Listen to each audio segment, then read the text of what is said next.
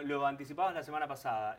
Íbamos a hablar sobre esta lesión que es muy común, la de ligamentos cruzados, que es más compleja que la que hablábamos la semana pasada. Exacto, si bien no es tan frecuente como la de menisco, la lesión más común en la rodilla y más grave es la lesión de ligamento cruzado anterior. Lo vemos mucho en nuestro fútbol, tanto de primera como de la B.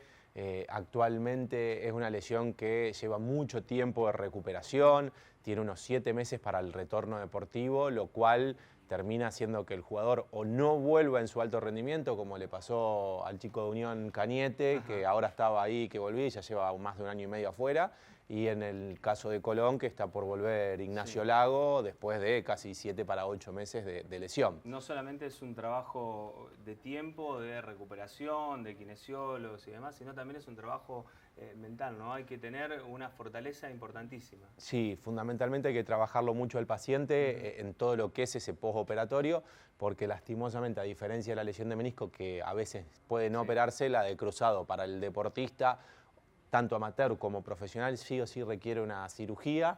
Hay varios tipos, se hace isquiotibiales, HTH, que es el hueso tendón hueso, depende del tipo de deporte, del tipo de paciente, vas eligiendo una técnica o la otra, pero sí, estamos hablando de una lesión que termina siendo una lesión quirúrgica. Bien, desde la ignorancia pregunto, ¿la lesión de ligamentos cruzados no tiene distintos grados? Es una... Generalmente el cruzado anterior muy raramente se esguinza y no se rompe. Esas serían las dos diferencias, el grado 1, grado 2, que sería un esguince, con una ruptura parcial es muy rara de darse porque generalmente por el tipo de traumatismo que conlleva su ruptura suele ser total, suele desprenderse completamente del hueso. Hablabas que esta lesión es común en deportistas, en este caso deportistas de alto rendimiento, nos puede ocurrir a nosotros, ¿no? Yendo a jugar un fútbol 5 con amigos o yendo a jugar al básquet. Exacto, sí, sí, es rara por ahí en el tenis por el tipo de mecanismos. Pero en el pádel, por ejemplo, a diferencia que son comparativos con el tenis por el tipo de suelo y la pisada, suele ser habitual. Decías, son 7 meses de recuperación desde el momento que se finaliza la cirugía. Exacto. Desde que se finaliza la cirugía, generalmente si va asociado no a menisco, se usa una férula y unas muletas, unos 10-15 días que ya se dan algunos ejercicios y de ahí se comienza todo el proceso de rehabilitación con el kinesiólogo, con el gimnasio. Yo recomiendo que si es un deportista entre alto rendimiento y el semiprofesional, como estamos acostumbrados acá en las ligas locales de fútbol, de básquet, de vóley, de tenis, de hockey, tratarlo con un psicólogo deportivo también, porque es un proceso que te gana un poco la ansiedad también. Claro. Por ahí el paciente a los 3-4 meses se siente tan bien que ya quiere volver y en realidad falta mucho trabajo de lo que llamamos la propiocepción. ¿Qué es la propiocepción? Es un poco lo que vos decías, de la información que llega de la cabeza al nuevo ligamento, pues tenemos que pensar que nosotros usamos un tendón para hacerlo ligamento, y esto genera que necesitemos todos los neurotransmisores nuevamente para informar que la rodilla funciona a la par de la cabeza. Por eso decías que puede volver, pero no al 100 como estaba previa a la lesión. Sí, son pocos jugadores de alto rendimiento. Yo siempre, acá hablamos mucho del fútbol porque es lo más fácil de comparar, que han podido regresar en su gran nivel.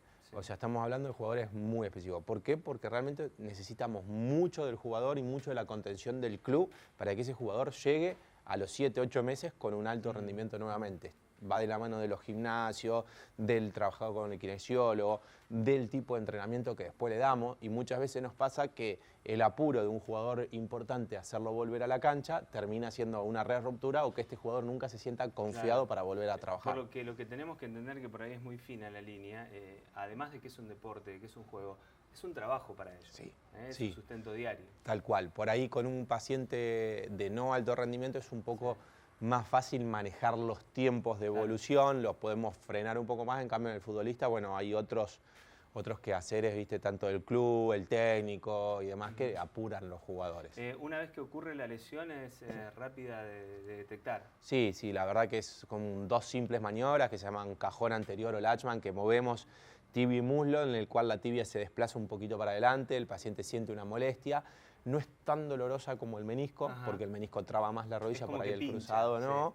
Se inflama en el momento y a los 2 o 3 días se desinflama y vos, si no tenés otro problema menisco asociado u otro ligamento asociado, caminás normal y demás. Lo que pasa es que no podés hacer deporte, porque cuando girás es como que te caes. Claro. ¿Por qué? Porque queda la rodilla muy inestable. Claro, no tenés estabilidad.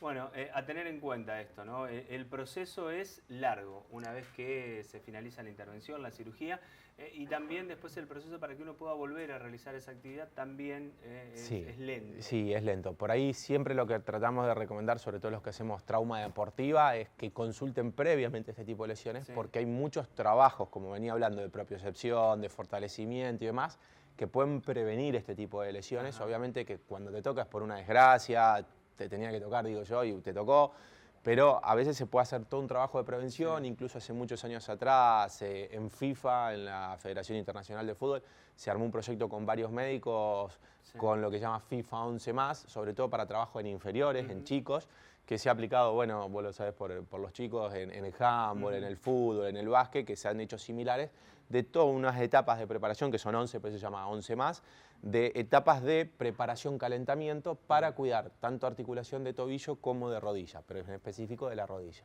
Seba, como siempre, gracias por ayudarnos a entender estas lesiones que podemos tener por realizar algún tipo de deporte. No solamente tenemos que ser de alto rendimiento, eso hay que dejarlo bien claro. No, por supuesto, esto nos puede pasar a cualquiera, es más, es una lesión muy común en nuestro medio local de Santa Fe por el tipo de deporte y porque somos realmente muy deportistas en el sentido amateur y bueno, y terminamos teniendo este tipo de lesiones que no están buenas padecerlas, pero se pueden solucionar. Seba, gracias, nos encontramos la semana que viene. La semana que viene nos vemos.